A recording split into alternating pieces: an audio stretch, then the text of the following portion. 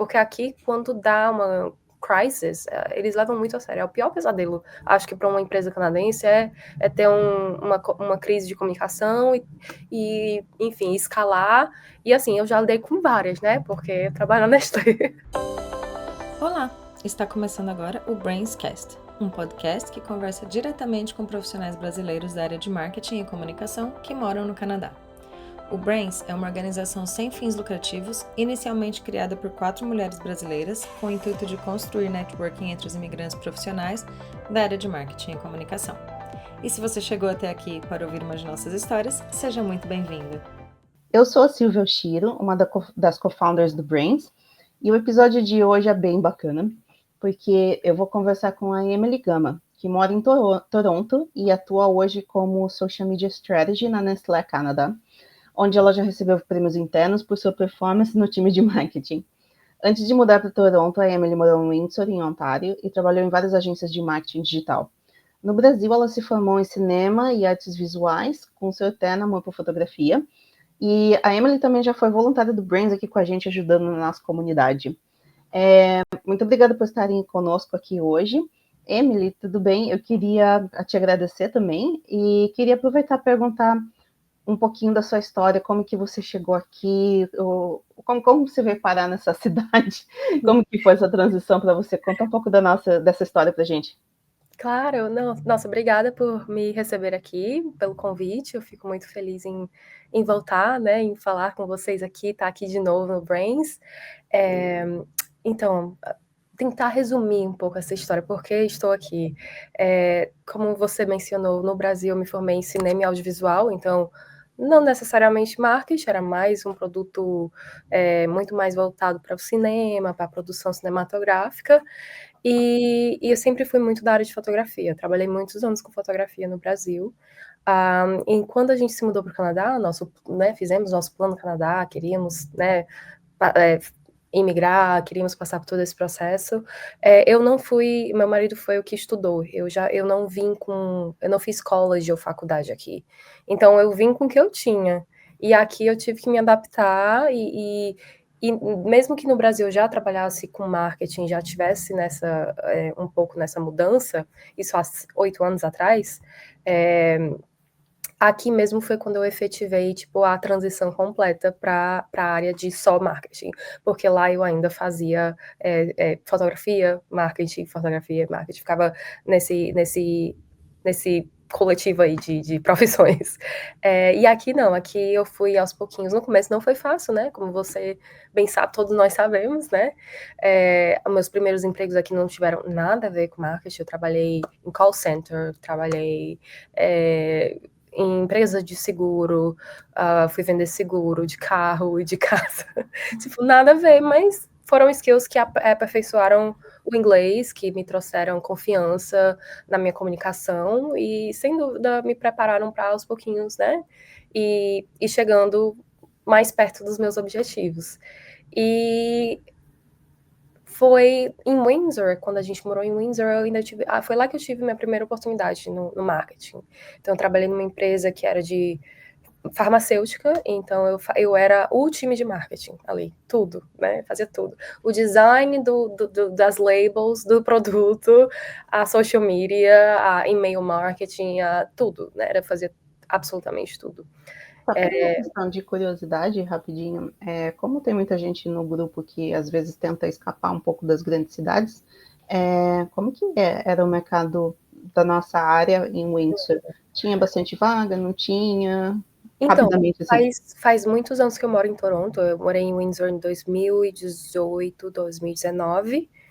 E assim, ainda como uma imigrante, sentia que não tinham vagas para mim. Não tinha uma vaga mais. Eu estava procurando mais uma vaga mais no meio. Só tinha entry level e pagava muito mal. Então, assim, eu acho que é um pouco da realidade, talvez, da área de marketing das cidades pequenas. Não posso falar por todas, mas eu posso falar por Windsor. O grande movimento da gente sair de Windsor para Toronto foram salários. Eu sei que o custo de vida é mais alto também, mas pra gente pays off, né? Tipo, pays off porque a gente também tem outras experiências numa cidade grande, nós somos muito urbanos, então pra para nós, enquanto família, valeu a pena.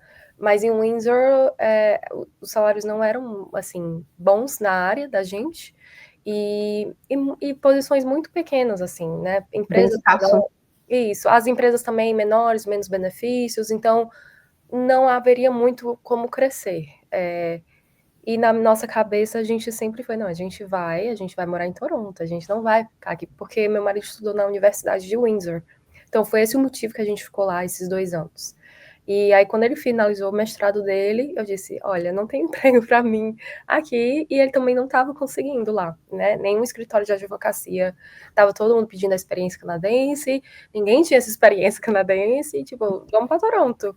E aí aqui a gente conseguiu, né? Aqui foi dando certo, não de cara, né? Passamos por uns trabalhos, eu passei por mais experiências ruins, ele já chegou no trabalho e deu certo, mas na minha área, eu acho que talvez leve um pouco mais de tempo, porque você está trabalhando com comunicação, né? Em outra língua. Então, A existem. gente trabalha numa área muito gostosa, muito desejável. Então, Isso, até você é conseguir bem chegar lá, concorrido. você às vezes tem que ir por outro caminho, né? Isso. Então, lá eu trabalhei em uma empresa bem menor, e quando vim para Toronto, consegui entrar numa vibe mais grandes corporações, sabe? Eu cheguei a trabalhar em startups também, que estavam crescendo muito rápido, mas foram coisas assim que realmente foram acontecendo. Cheguei em Toronto, comecei a aplicar para as vagas e foi dando certo. E eu usei na época uma técnica que eu via muitas pessoas falando. Existem pessoas que amam e odeiam essa técnica, né? De mudar de emprego a cada 1 ou 2 anos, para você conseguir subir. E na época foi justamente o que eu fiz. Eu não sosseguei até eu achar o emprego que eu achei. Não, esse aqui é o que eu estou merecendo, é esse aqui. Agora eu me aquietei. Mas nos 4 primeiros anos foi basicamente isso. Achei uma oportunidade melhor? Vou. Nenhum recruiter nunca me questionou.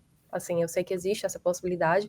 E se me questionasse, eu falaria bem a verdade. Eu tenho mais experiência do que essas vagas pediam e eu preciso, né, me desafiar, eu preciso, né, colocar em prática o que eu sei fazer.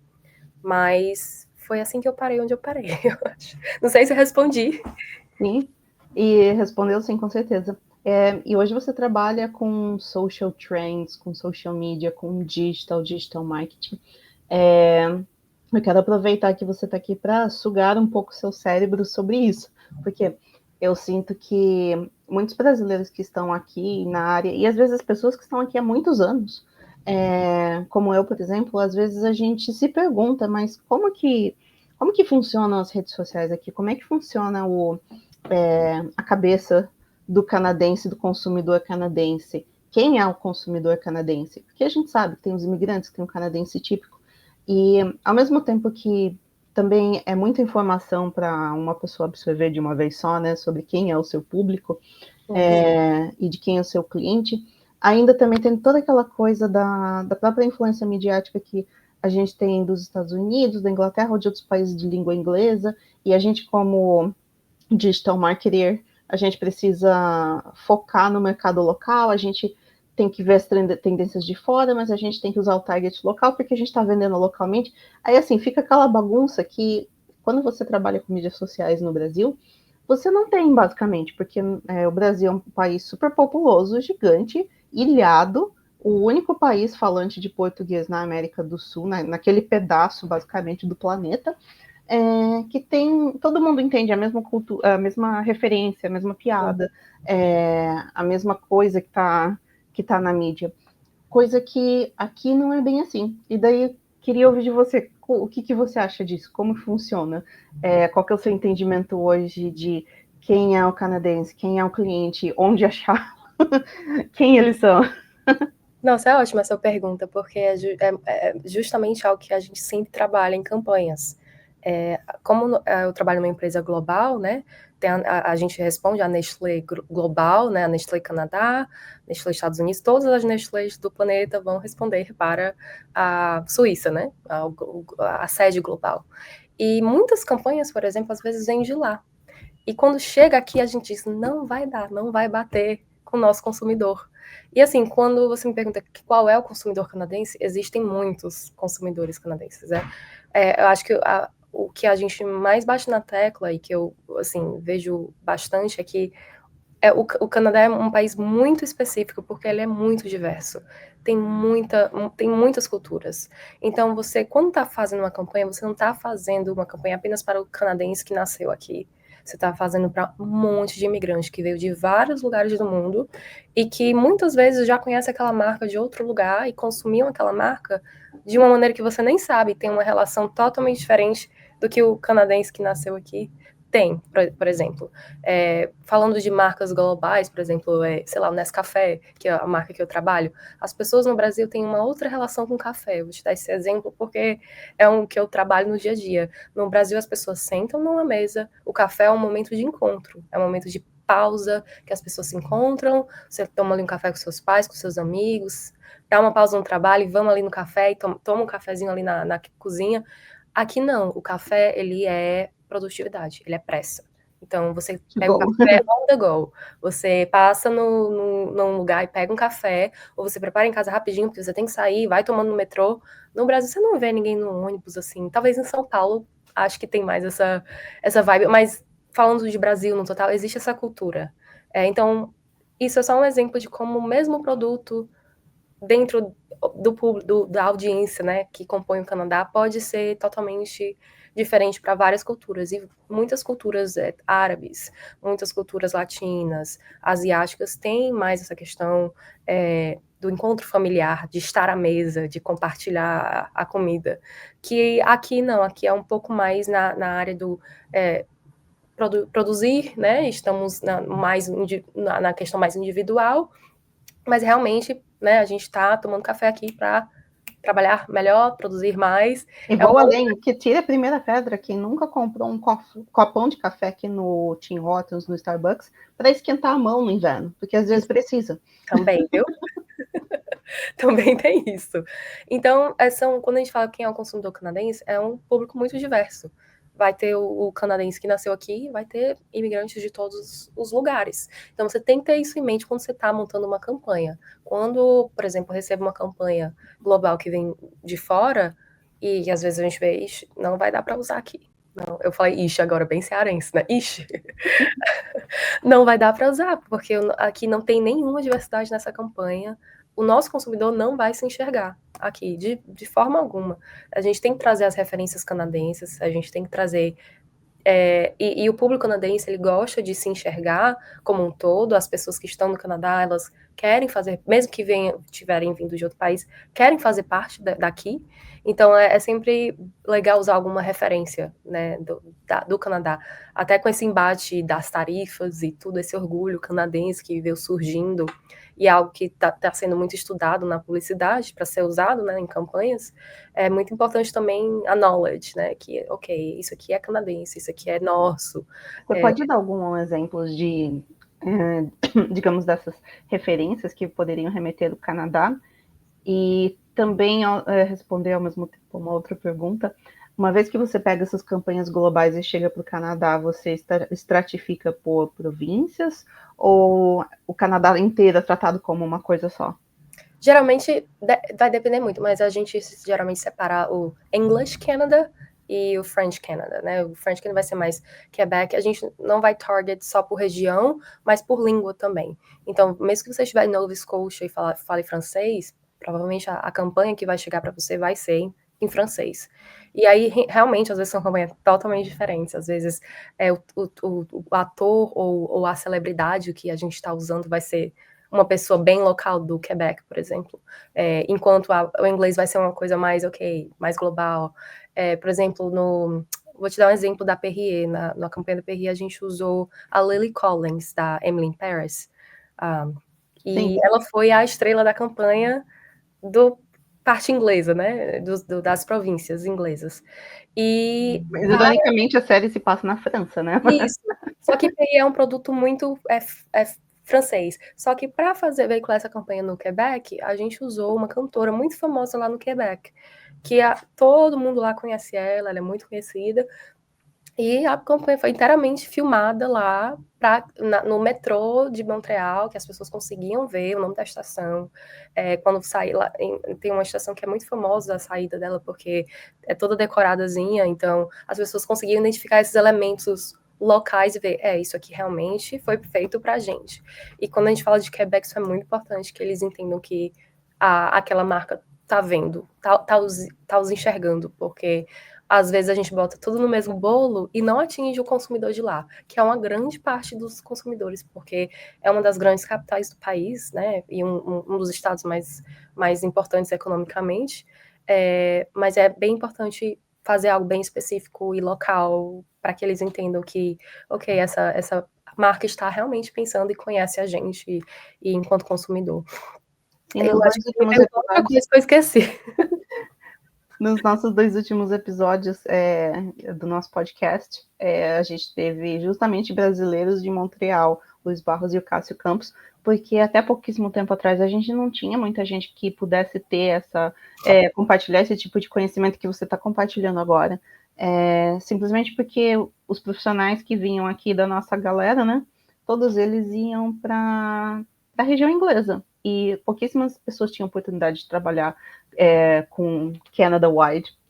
E é muito importante ter esse tipo de coisa em mente quando você vai trabalhar numa empresa, especialmente se você for fazer adaptação local, porque qual o propósito de você adaptar uma campanha global que vem, por exemplo, da Suíça, e se você não conseguir adaptar isso para os outros mini Canadás que existem dentro de um Canadá gigante? Isso.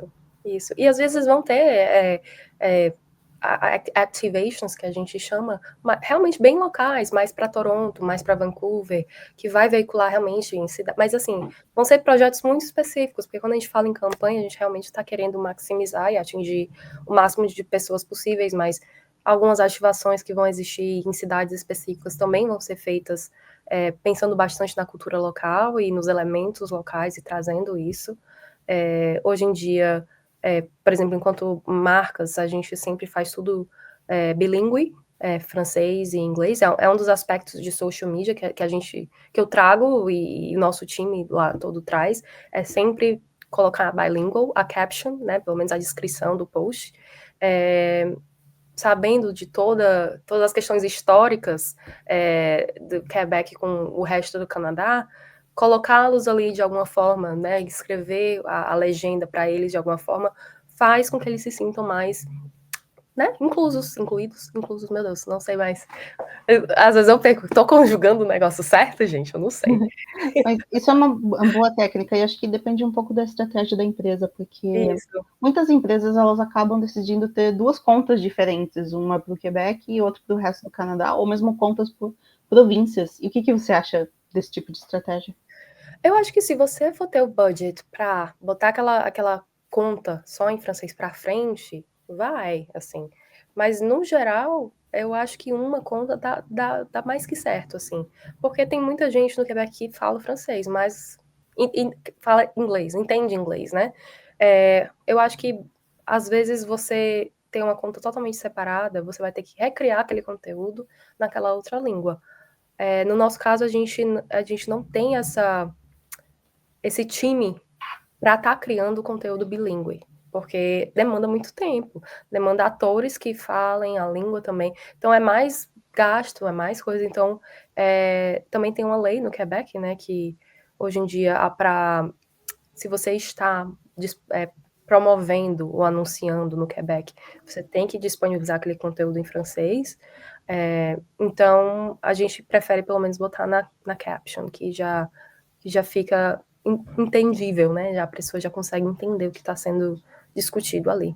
Já atende a demanda da cota, digamos assim, em francês? Isso. Ok.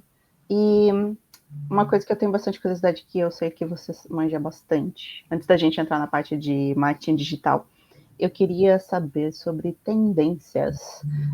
Estamos em 2025 e todo ano a gente tem uma mídia social nova, daí a gente tem um bloco novo ou uma outra mídia social que não funciona em algum lugar, ou então existe uma nova mídia, uma nova substituição, e de repente todo mundo está tentando, todas as plataformas estão tentando inovar, mas cobrir buracos de coisas que elas não têm e acabam ficando todas iguais. Tipo, só uma plataforma fazia vídeo curto, agora todo mundo faz vídeo curto. Daí vídeo curto virou uma coisa para todo mundo. Daí vamos voltar para post estático? Não, vamos colocar post corrido, com uma foto só. Tem tantas coisas, tantas técnicas e tantas tendências que eu sei que não existe uma resposta só. Mas o que você acha que você enxerga como tendências ou certezas ou palpites para os próximos 6 meses, para o próximo ano, em termos de redes sociais? Nossa, que pergunta difícil. Não sei. Assim, em termos de plataformas, elas todas estão convergindo para algo muito parecido, né? Por exemplo, vez ou outra, o Instagram anuncia uma nova tool que já existe no TikTok. E elas vão evoluindo e vão mudando, e os próprios usuários vão redefinindo, e os marketers vão vendo, opa, as pessoas estão usando dessa forma agora, então vamos fazer. Eu acho que é cíclico, não vem só de quem está lá em cima ditando, vem também de como o usuário está usando aquilo.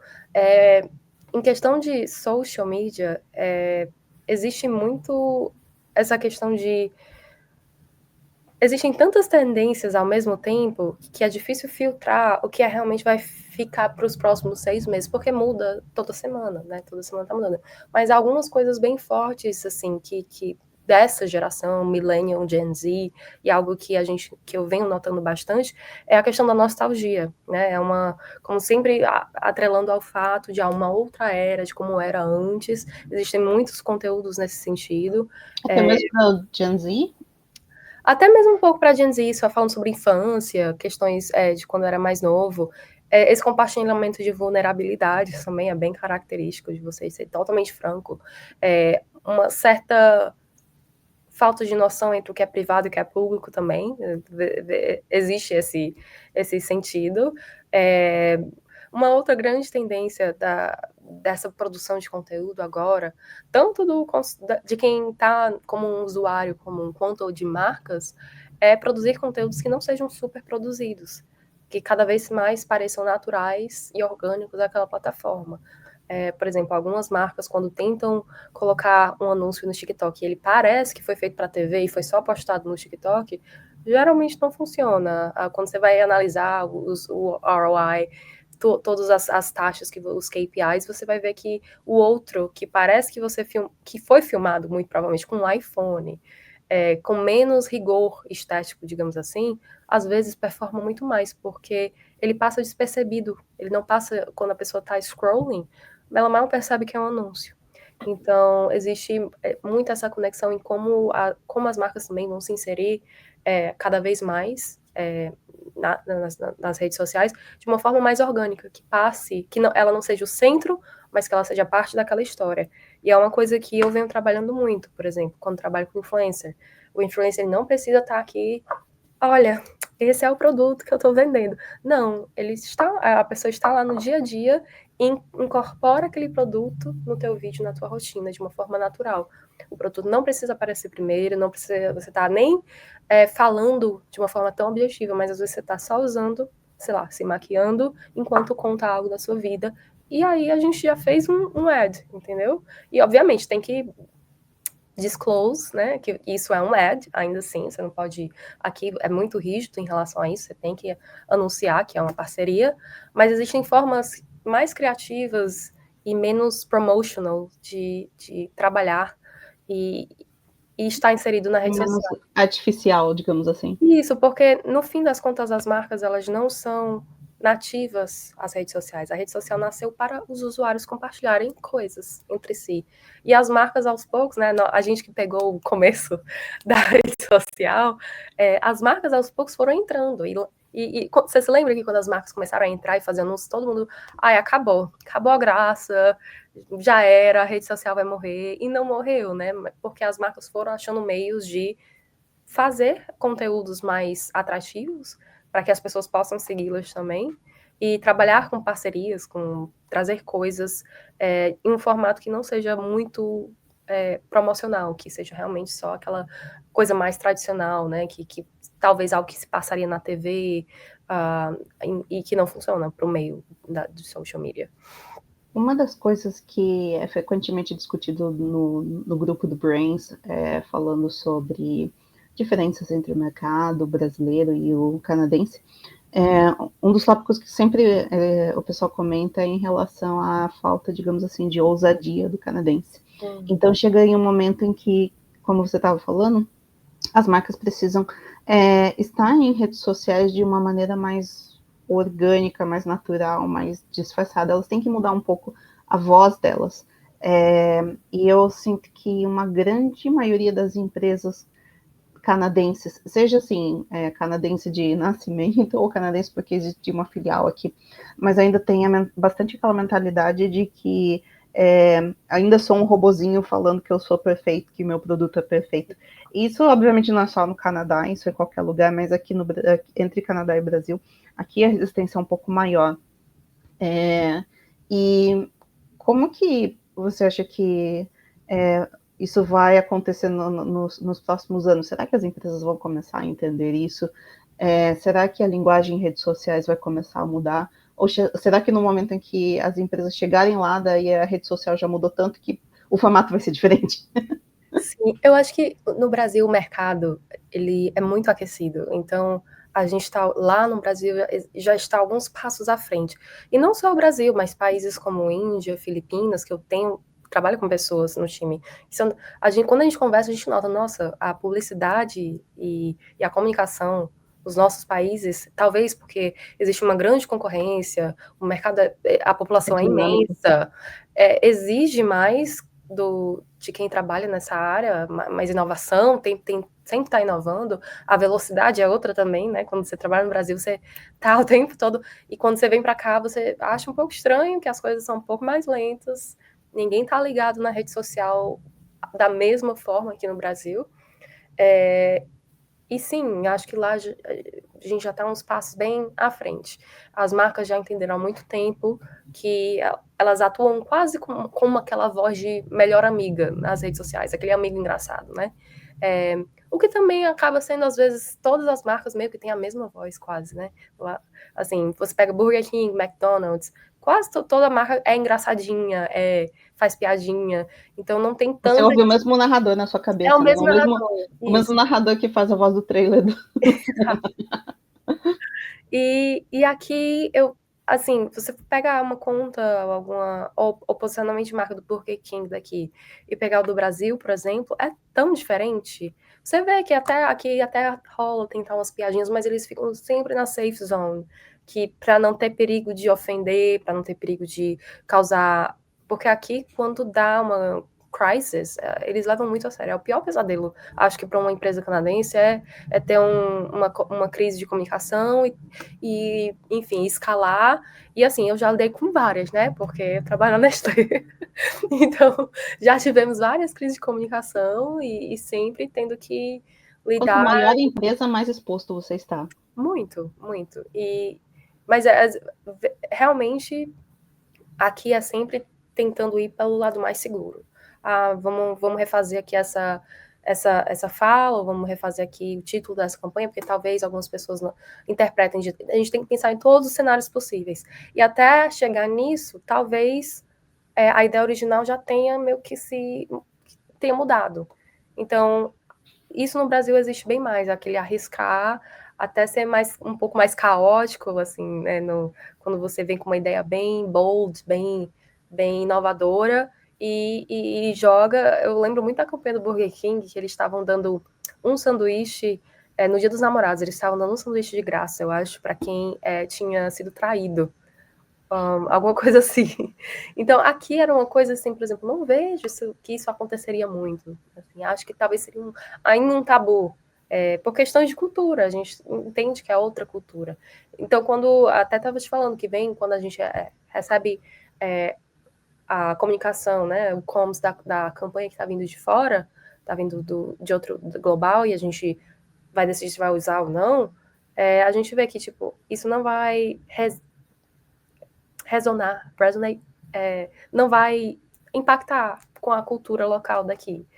Isso vai ser mal visto, ou talvez, né, não vai ser bem interpretado, essa piada não vai ser entendida, então a gente tem que adaptar, tem que ver como é que trabalha com isso.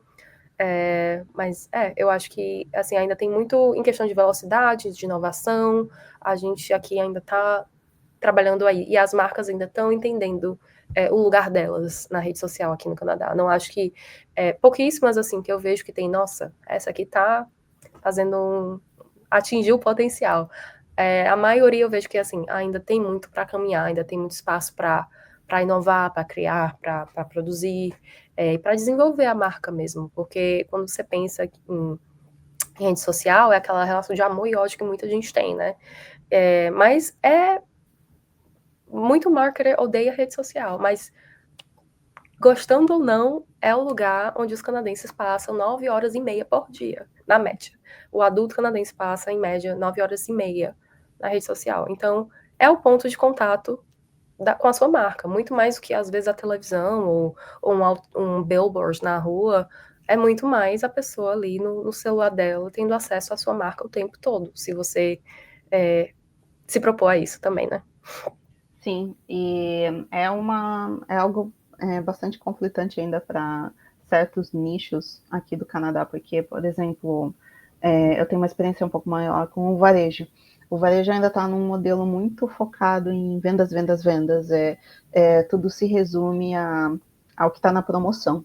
E que no momento em que a economia está um pouco mais complicada, está sendo mais atingida, obviamente que todos os consumidores vão buscar pelos preços mais baratos.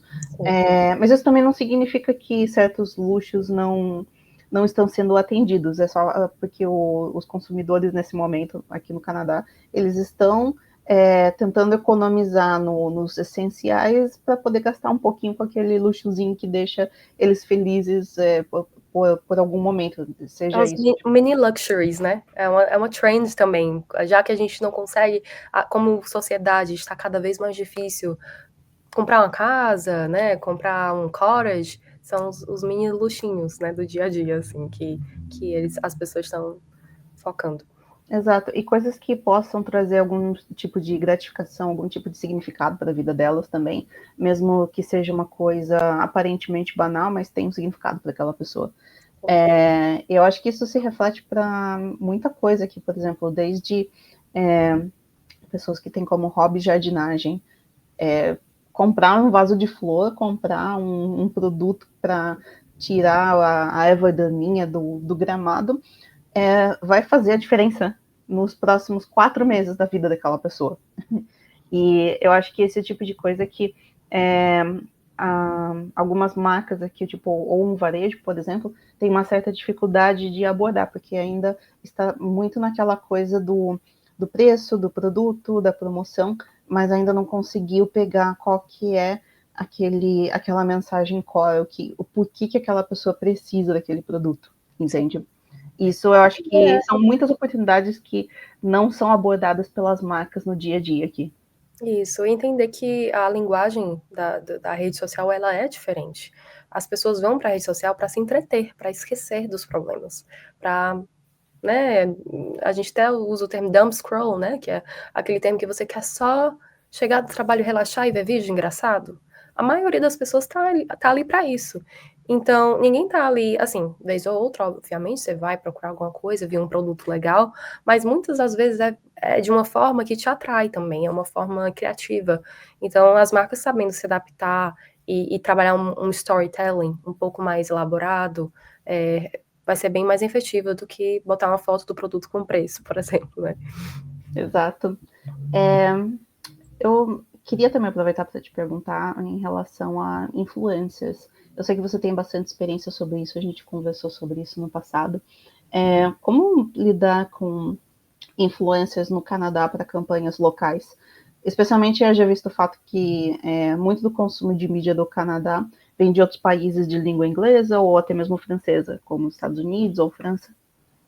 Sim, sim. Eu trabalho muito gerenciando campanhas de influencers. Então, e é interessante que você mencionou, porque um dos meus requerimentos é que aquele influencer tenha pelo menos 20%, entre 20% e 25% de followers do Canadá. E aí eu tenho um software que eu consigo analisar todo a demographics daquele influencer, saber o interesse. Tem vários, na verdade, vários softwares e apps que você pode usar no seu time que podem te ajudar a analisar aquele perfil. O que eu uso hoje é Creator IQ, mas tem outros. Eu já usei o Clear também, que era muito bom, e todos muito parecidos. Mas vai te ajudar a ter uma noção de que aquela conta, se aqueles seguidores são realmente engajados, qual é a taxa de engajamento daquela conta, a média de interação que tem, de onde são aqueles seguidores, por exemplo, vai me mostrar se 20% do Canadá, as top cities, né, as cidades que estão no topo, primeiro Toronto, para a gente realmente saber se interessa para a gente fazer parceria com aquela pessoa. E sim, geralmente, vou te dizer, 99% das vezes é parceria com o canadense, influencer canadense. E que vem crescendo muito nos últimos 2 anos, impressionantemente.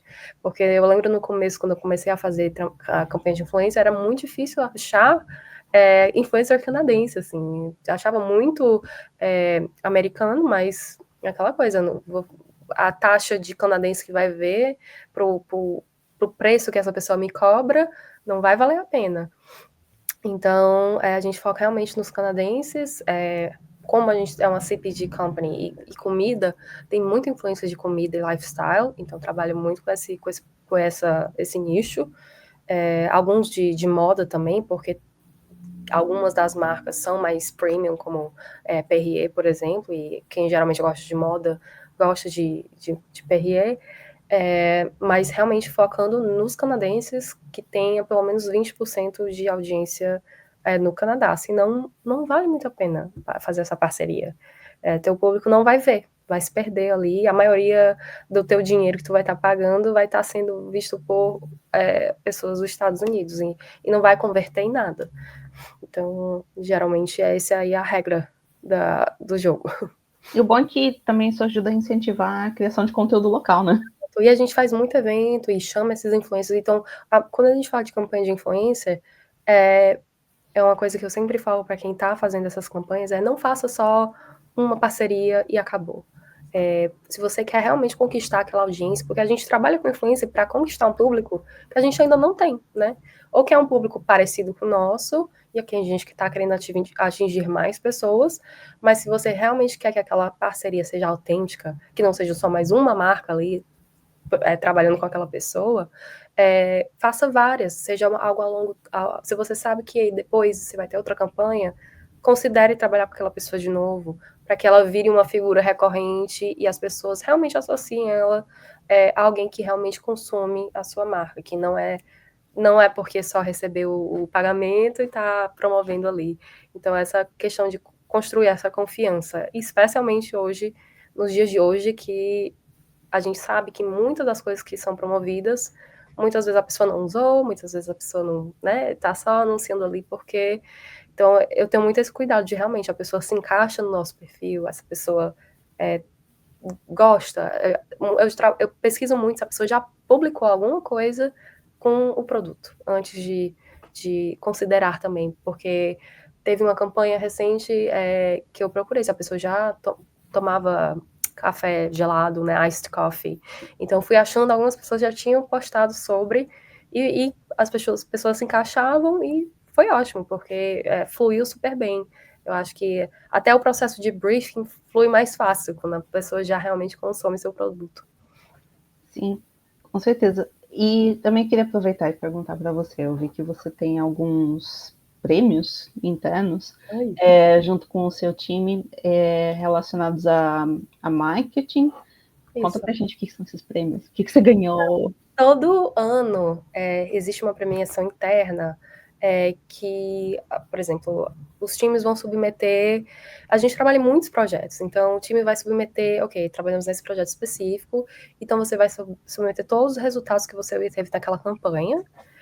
Isso todos os times de marketing, todos os times de brand, não precisa ser só o marketing, pode ser, por exemplo, o time de pesquisa de consumidor, ou o time de produtos, inovação em produto. Então, todo mundo está aberto a enviar o seu projeto.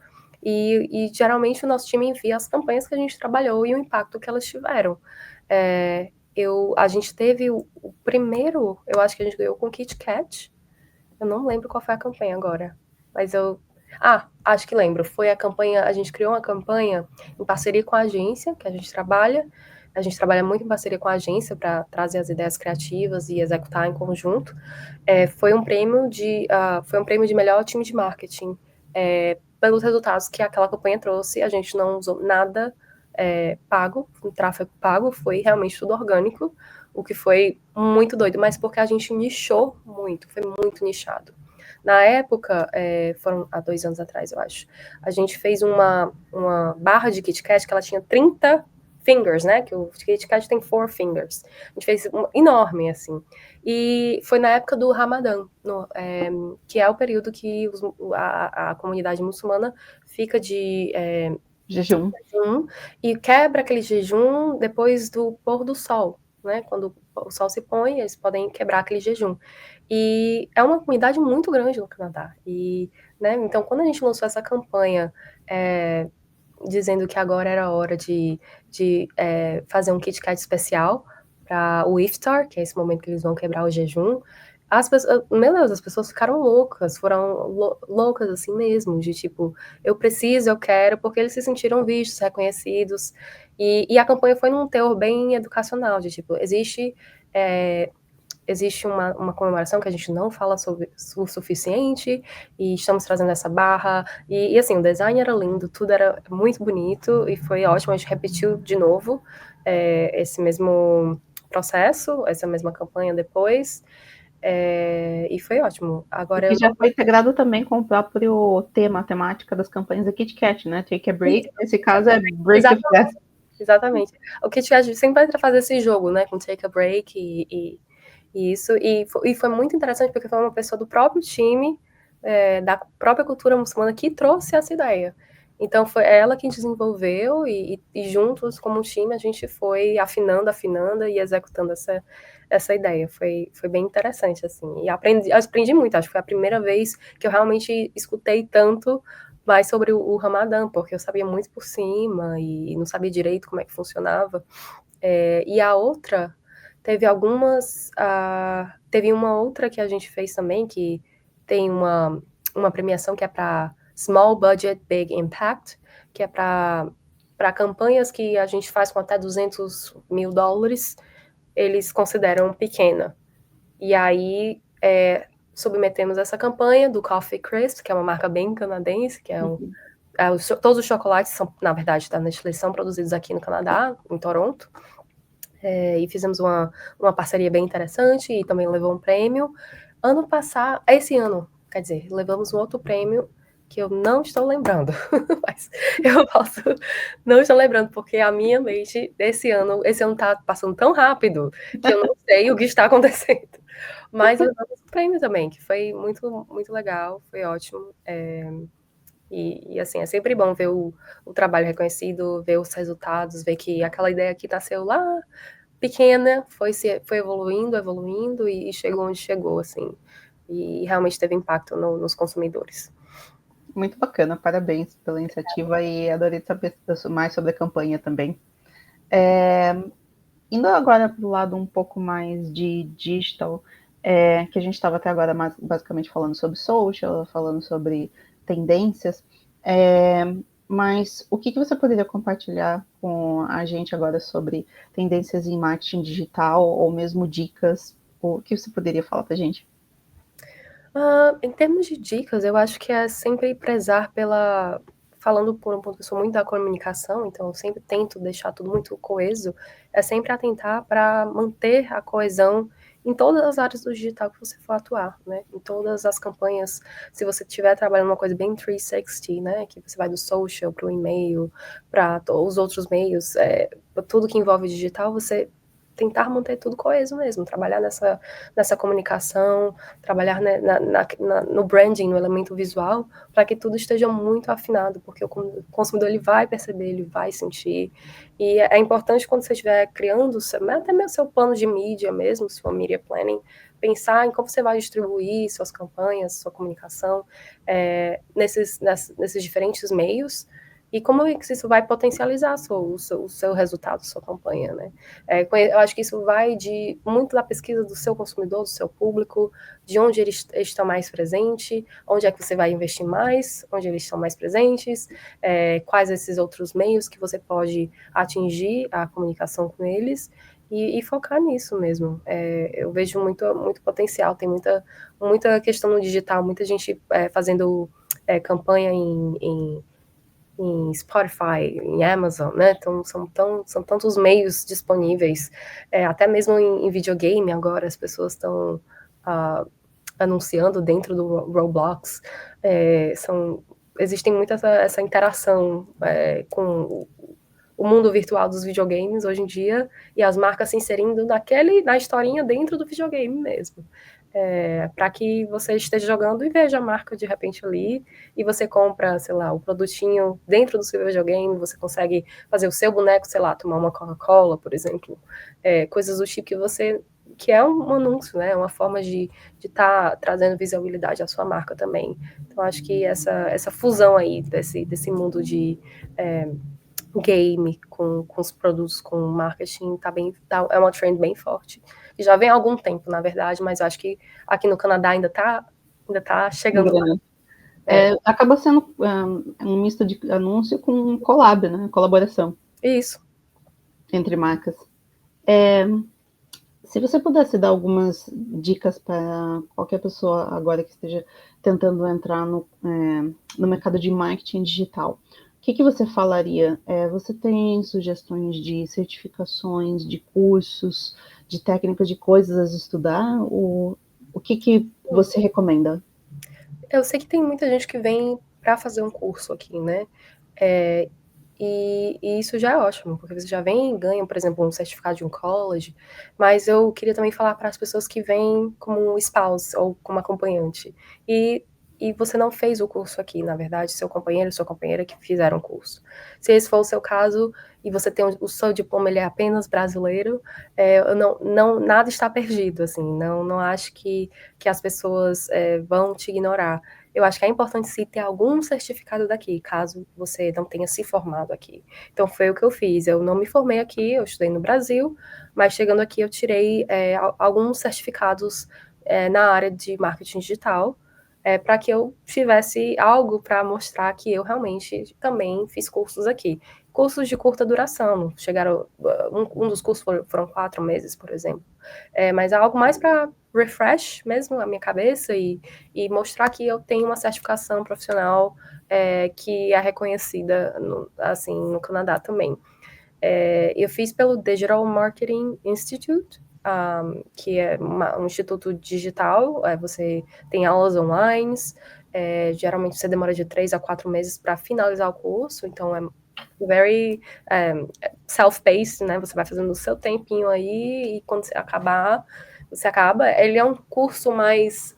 Na época que eu fiz, foi bem perto de quando eu cheguei, eu realmente fiz só para pegar um certificado, assim, porque ele é um curso mais geralzão, mais introdutório, ele vai por todas as áreas de digital marketing, ele vai falar de SEO, vai falar de Google Analytics, ele vai passear em tudo, assim, te dar todo o contexto, até para quem está realmente começando, ver qual área quer escolher. Eu fiz um da IDEO, que é mais focado na área de solução de problema, como você pode estar inovando e também usando, fiz 2 lá, uma mais questão de resolução de problemas, que eu acho que é mais pro lado mais corporativo da coisa, e o outro era mais de como transformar ideias em ações, que era realmente pegar insights, esses dados, essas coisas que você percebe desse estudo, por exemplo, do seu consumidor, e transformar em ideias, em campanhas, né, do que pode sair dali. Recomendo muito, foi um curso muito bom, você trabalha bastante ali, mas assim, você leva umas 3 semanas para finalizar.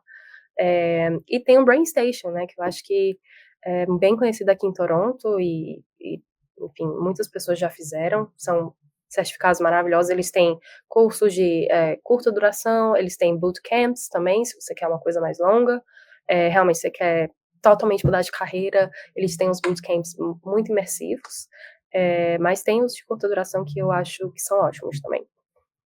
Você teve a oportunidade de conhecer bastante gente nesses de networking? Isso de alguma forma te ajudou? Sim. O Brains me ajudou muito, né? Tá no Brains, tá no grupo, conversar com as pessoas, isso ajudou muito. E tem também um outro grupo que eu participei de networking, que é chamado Monday Girls, que é tipo você se inscreve e você paga uma anuidade e você tem mentorias. Basicamente, você tem mentorias com várias mulheres que estão em cargos de liderança de várias empresas super, enfim, renomadas, e você pode ter ali mentorias com elas e ficar conversando, tirar suas dúvidas, próximos passos da carreira, como você chegou onde você chegou, e é muito focado mais para a mulher, né? Então, acho que é mais no cenário de enquanto mulher, enquanto imigrante, como eu faço para me desenvolver, como eu faço para crescer na carreira. Também foi bastante legal. Eu fiz por um ano, que foi o período que eu me inscrevi. Tem encontros, né, eles fazem tem várias programações que você pode optar por ir ou não. E em Toronto tem muito networking, assim, gratuito. O Brains é um que está sempre, né, discutindo, trazendo tópicos. Tem algumas coisas tem o Toronto Toronto Marketing Hub, que eu já cheguei a ir lá fazer uma fala também, que reúne vários profissionais de marketing, pessoas trocando experiências, é, trabalhando em lugares bem diferentes, gente que também está chegando, gente que já está na área há muito tempo, e trocando experiência, assim, realmente para... Acho que quanto mais você troca, mais você aprende, mais você conhece gente, mais você é lembrado também, então recomendo bastante vocês procurarem, assim, formas de conhecer mais gente, que eu sei que é um pouco difícil no começo, ou às vezes você está no momento da carreira que você só tá stuck mesmo, só tá meio que preso onde está e quer dar chacoalhar, quer sair de onde está, quer crescer, tá estagnado. Voltar a fazer um networking é bastante legal, assim, para você voltar a conhecer mais gente. Sim, eu super concordo. E às vezes a gente vê bastante a situação em que a pessoa só vai começar a se reconectar com as pessoas depois que ela perdeu o emprego. O Sim, que é normal, porque às vezes a gente está com tanta coisa na cabeça que a gente não consegue manter a nossa parte social ativa dentro dos grupos profissionais.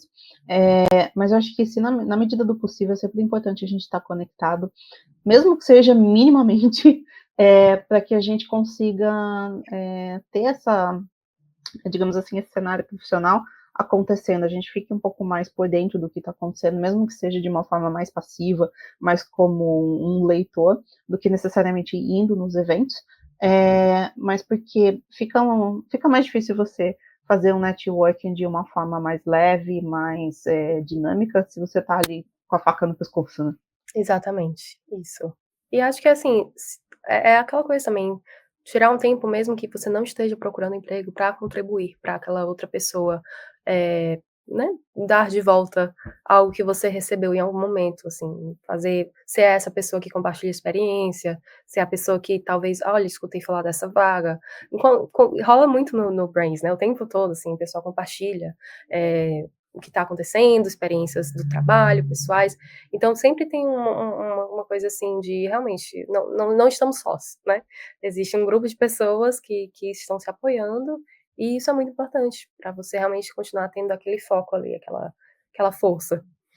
Sim, com certeza. E, inclusive, você já ajudou a gente bastante com os nossos conteúdos de redes sociais e com muitas conversas que agregou bastante, e também com esse episódio. Vocês também me ajudaram muito. Você gostaria de compartilhar mais alguma coisa, especificamente, ou vou para Não, uma parte mais... eu queria, acho que o meu chamado é para quem trabalha na área de marketing, para investigar mais o ambiente de social mesmo, de social media, trazer a sua marca mais para uma linguagem que seja mais nativa ao que é o espaço de social media, que não é um espaço de venda por si, mas é um espaço que abre um campo de comunicação para você se comunicar com o seu público, criar uma relação de confiança.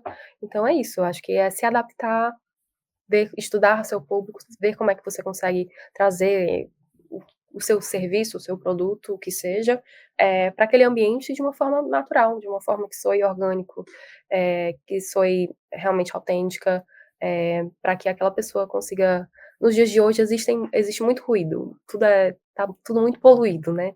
Então acho que investigar maneiras de se destacar e conectar realmente com aquela pessoa está cada vez mais raro. Então é um desafio para todo mundo, na verdade. Então acho que é isso. Como podemos criar essas conexões de forma mais autêntica mesmo. Com certeza. Eu vou perguntar aqui algumas perguntinhas meio descontraídas que a gente faz normalmente no Tá final bom, do episódio. tá ótimo. Qual foi seu maior mico em inglês ou francês? Não somente no seu trabalho atual, mas pode ter sido em qualquer situação. Pode ser no lado Eu pessoal. tenho um muito pesado e eu tenho um mais aceitável. Tô escolhendo qual que eu falo. Fala os dois. Gente, o primeiro foi a minha primeira entrevista no Canadá. Eu estudei inglês no Brasil, gente. Eu estudei. Eu vim aqui achando que eu estava arrasando. Viu? Eu achei que meu inglês tava lá em cima. Quando eu cheguei aqui, eu digo, meu Deus, que horror. Eu mal, sabe? O meu inglês assim era. Você acha que estudando inglês no curso lá no Brasil, você tá pronto? Não tá.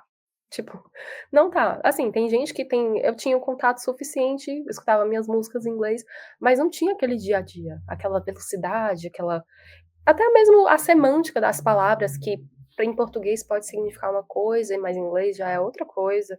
Então, essa nuance, assim, de algumas palavras. Então, eu fiz uma entrevista, e no final da entrevista, o cara olhou pra mim e disse, muito obrigado, thank you so much for coming.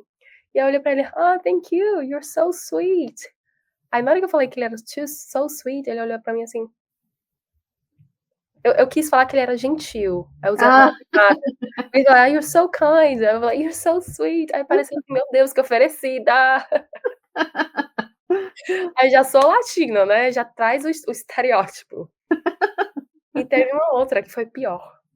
Pessoas, nunca disse isso nem pra ninguém, só meu marido sabe. Eu estava trabalhando remoto era uma outra empresa, era uma startup na época, e eu estava trabalhando remoto do Brasil, né? E eu estava com muito problema de conexão onde eu estava, muito problema. Aí eu fui escrever, aí o meu chefe me mandou uma mensagem: Hey, how's it going? How's Brazil?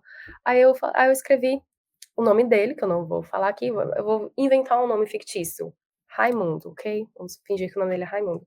Eu falei, Raimundo, o que eu iria escrever? Raimundo, it's so hot here.